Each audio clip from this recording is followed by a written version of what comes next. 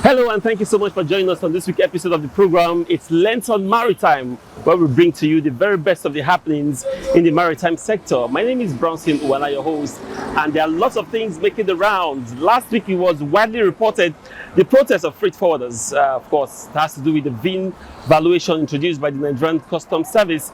Now, there are a lot of updates to be given to you on the program today. Now, on the show today,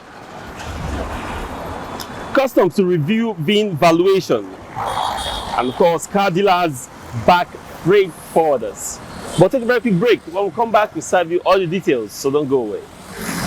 Welcome back. Now let's give you all the details where Nigerian Customs Service, in response to the several protests that happened sometime last week and of course 2 weeks ago in the port, have said that they will review the vehicle identification number process used to clear vehicles. Now, there was a town hall meeting held in Lagos. Here's the report. In the bid to understand the issues, the Nigerian Customs Service hosted major stakeholders to a town hall meeting to discuss the way forward. Addressing delegates at the meeting, the top customs management team said the implementation of the e-valuation was born out of agitation of freight forwarders to harmonize duties. I believe going on strike or protest should be the last resort. This solution was rolled out based on your agitation, what you wanted. For long, you've been talking to the service that we should automate valuation. And service, being the listening service, decided to come out and roll out this solution. The first 2 weeks when we roll out this solution, I challenged to be quoted wrong. A lot of you call and say this solution is working perfectly. The BIM valve was rolled out based on your request. The CDC received many requests that value must be harmonized across command. There should not be discretion. And where there is human contact, definitely there is going to be discretion. This kind of functionality allowed the declarant and importers to declare cars with incorrect values, which led to government revenue loss. So we decided to design a solution. And this solution was to auto-generate the VIN logic in the system. The VIN logic will populate automatically the brand, the model, and the year, and going forward, the value of such cars. Freight forwarders who took turns to also address the customs seek clarification on how the system value was arrived at. Every vehicle that comes, 85% of the vehicle that comes into this country are used. They must have been used by a first owner, second owner, and sometimes third owner. So at the end of the day, there is no way we can use what we call the custom called ex-factory price to determine the value of those goods. And to go to portray further, ex-factory price that we are using means buying from the factory. The public relation officer of customs has always given us the impression that sensitization was done before the implementation of this policy. Let it be on records that what GATS, General Agreement for Trade and Tariff, 1994, said was consultation, not sensitization. I was personally in the meeting where sensitization was done on this VIM policy, and the best that was given was on the benefits of VIM valuation. That's not the position of the law. Assistant Controller General A.M. Aremu, while addressing journalists, promised that the management team will look at issues raised at the meeting with the freight forwarders and return back with a system that will work for all. They were actually trained. We had 3 sessions of trainings with them. So this introduction of the VIN wasn't supposed to. We didn't expect this kind of response from them. But because of this, we're still going to go back to our drawing board and modify some of the issues they have raised.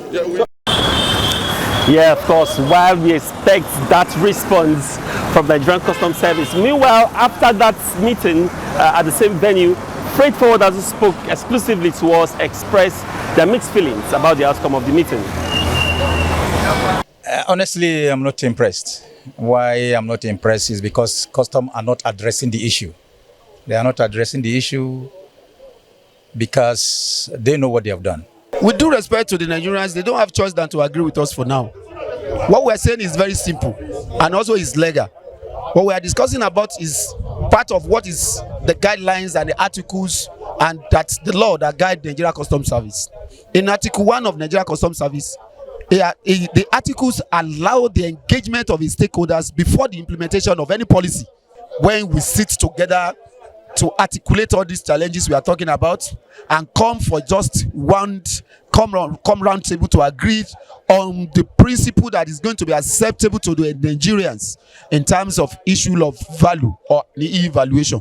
Well, I'm not impressed at all because we have not actually nailed it on the head. But the modus operandi, the way Nigeria Customs Service is going about it, is seriously appalling. Vehicle Dealers Association, the president said they are not ready to pay. Now, most people want to say that the primary guys that are concerned in this one are the car dealers. Now, we were with the Car Dealers Association at Berger earlier. Now, here is the interview. Now, while we're still waiting for customs to come out with that communique and the new process, which they say would be a win-win situation for every stakeholders that were in that meeting, let's speak with the Association of Motor Dealers of Nigeria, Lagos chapter, Don Meche Nadiekwe. Thank you so much for joining us on the program today. Thank you. Now, let's look at, let's start with the vehicle identification number introduced by Customs Service. What's your take about the process? Now, most stakeholders said they were not carried along, discussions were not held. Customs on the other side said they had the roundtable discussions before it was implemented. Were car dealers carried along before this VIN introduction? I don't know why Customs would say they have a round table talk. With who? With who? It gives me worry when they say things like that. Because when you're talking about stakeholders, we are the stakeholders. And we're supposed to have to come and make an input. Because these are things that concern us. And when you are discussing the things that concern us at our back, that means you don't even have a respect or regard for us. Who are the importers? Who are the dealers? And you don't deem it fit to involve us into such policies that does not have human face. And they want people to put their hand down. This reactions now is what we definitely see. Because we should start our own. So for us, we're surprised to see that freight forwarders were the people directly involved with the protests in the ports. We understand, yeah, they are the first interface. But it seems like car dealers are kind of relaxed about this policy. No, we're not relaxed, we're working. Already, we have made a press conference giving them our ultimatum to revise that violation, whatever. And by the time they file, we don't have any other option than to head to court to stop them, because we will definitely stop them. Okay. Now, looking at court process, we understand that court process in Nigeria could take 5, 6, 7 years and all of that. So, is your let's say it was no, don't worry about that. When we get to the bridge, we will know how to cross it. Huh? Okay. Yes, we're Nigerians, we're not foreigners. By the time we get to that bridge, we will know, because they know that it is not going to work for them, it is not convenient for them. We will inconvenience them, because already they have started inconvenience us. Okay?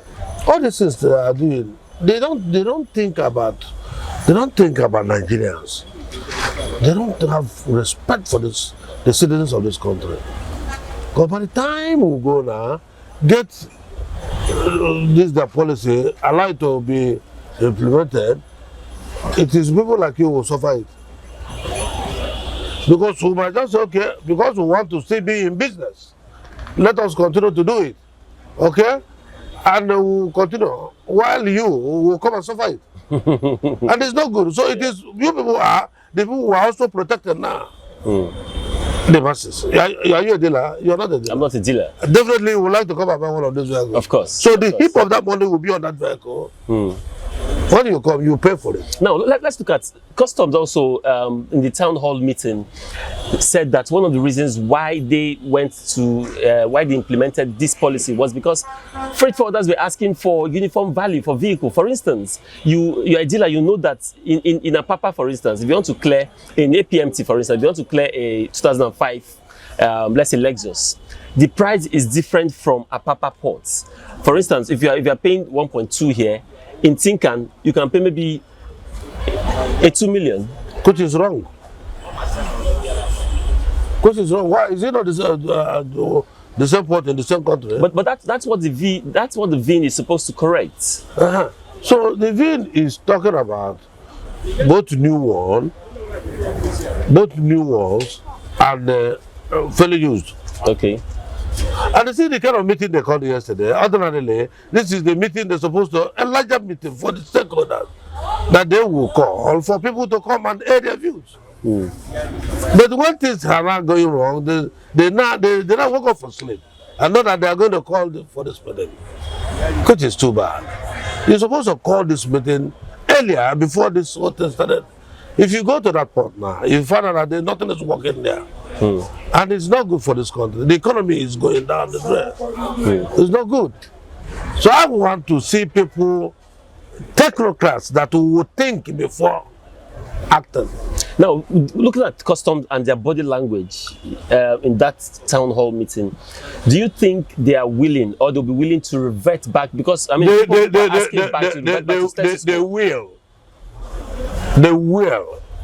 will revert it. Because you saw me, I was very close to that place. I spoke. Yes. And you see when the controller for customs from Tinkan, when he also give us assurance, he cannot say all those things and only to go back and start doing a different thing. The strike goes on.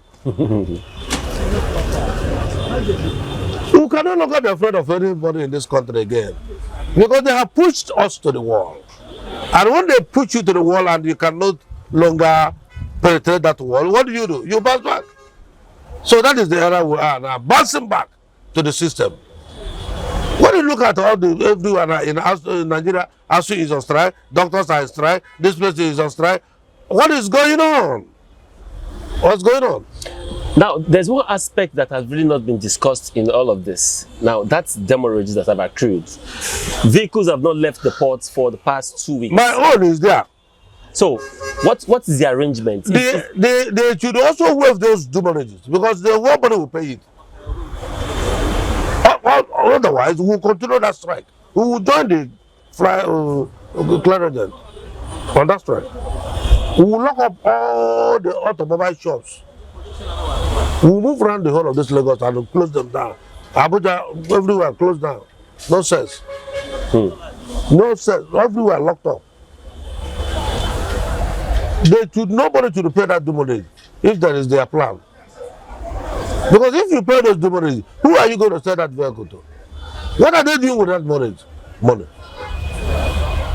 If they are fooling us now, nobody should even talk about that demurrage.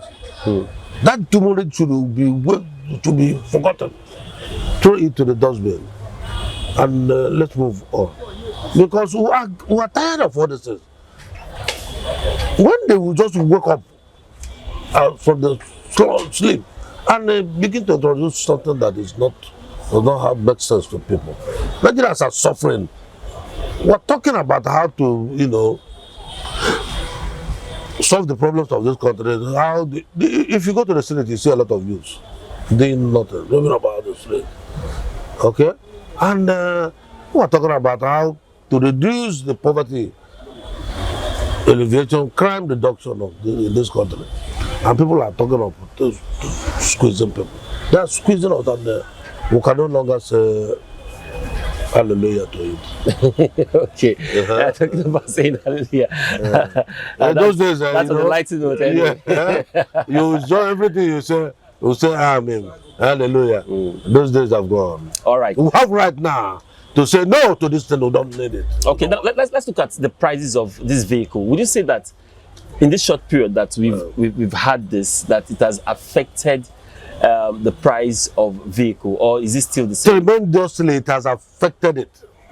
So take us through, let's say, for instance, I can see a lot of cars here. I'm even confused which one to use. But let's use the popular car that a common man drive, which is Toyota Corolla. How much was it in December and how much is it now? Around December, the 205 Corolla, we might get it about 2,500,000, 3 million. But now it's higher. This one here now is higher. By almost 1 million something, 1 million plus. Like yesterday, I started an example. As you are here and sitting down here, we're talking with me, you are supposed to have an average of 2 cars in your home. One is for yourself, one is for your family, your wife and your kids. We use one. Madam will take the school to the school with one. In the afternoon, she will use it to go and bring them back. Okay? But I don't know how many you have now. Whether you have 1 to 3 or you don't have even none. Whereas there is a lot of cars here.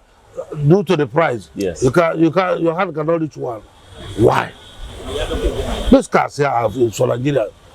Why not make things, reasonable, so that people can come and buy this vehicle?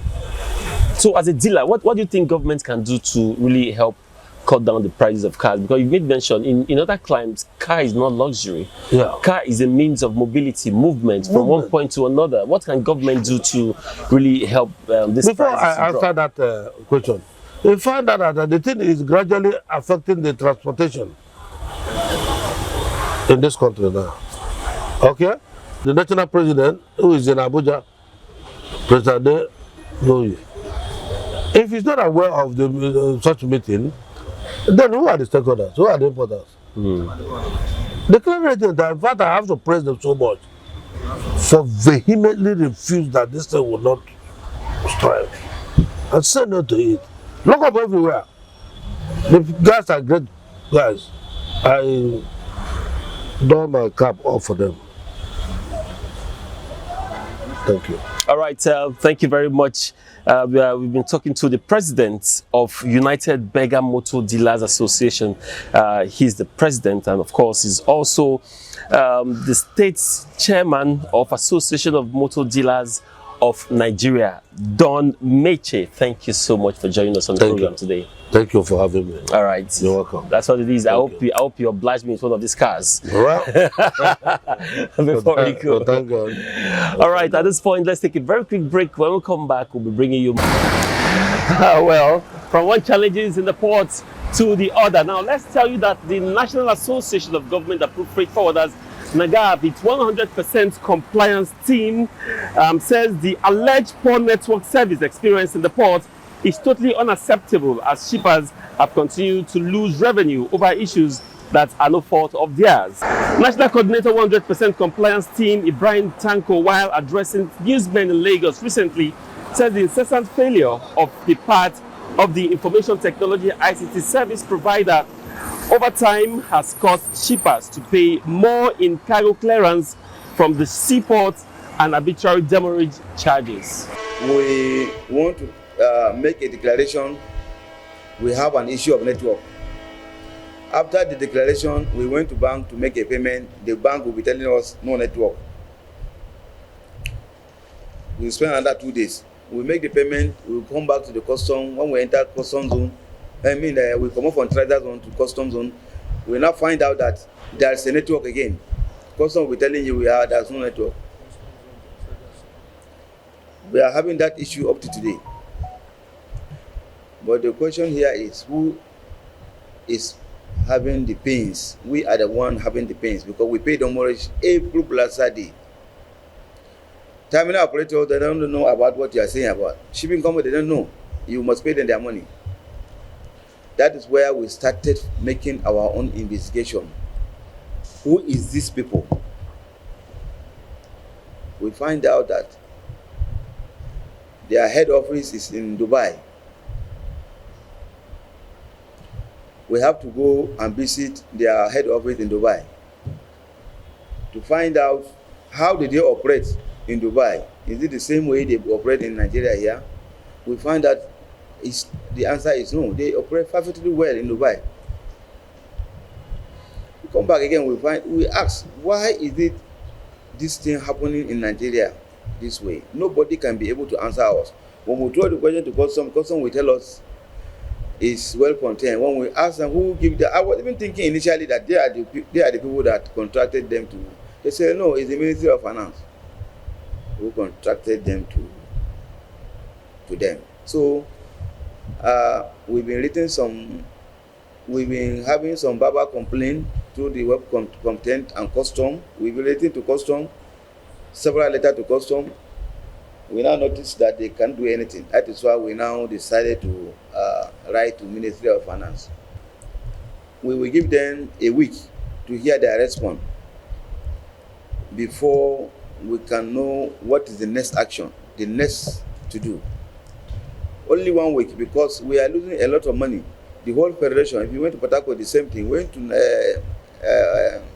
PTML, Tinkan, Apapa, the same thing. Ikorodu, the same thing. Airport, the same thing. So the issue there is that we are losing huge amount of money.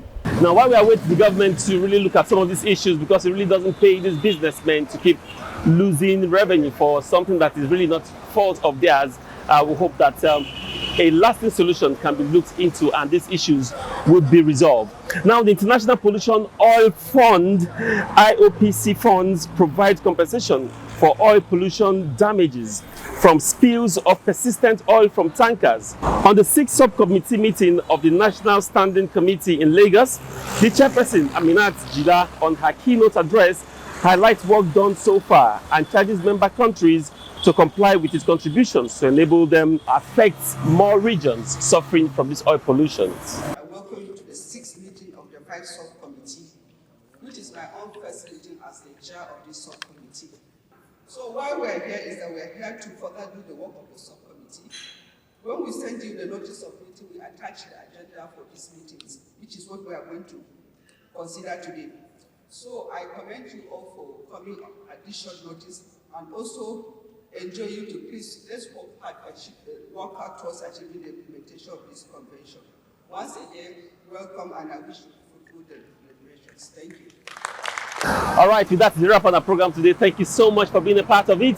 And of course, special thanks to all our guests on the program as well today. And to all our production crew, we want to say thank you very much. Now, don't forget to follow us on all our social media platforms currently displaying on your screen right now. Now, most importantly, go to our YouTube page. It's Nigeria Maritime TV. Feel free to watch our previous content and subscribe, comment, and of course share our videos. Very, very important. And most people think when you click subscription you need to pay. No, it is absolutely free to subscribe to our YouTube channel so you can be ahead of your peers as far as maritime storage is concerned. Thank you so much. My name is Brownson, Unwana. Let's do it again next week. Until then, please stay safe.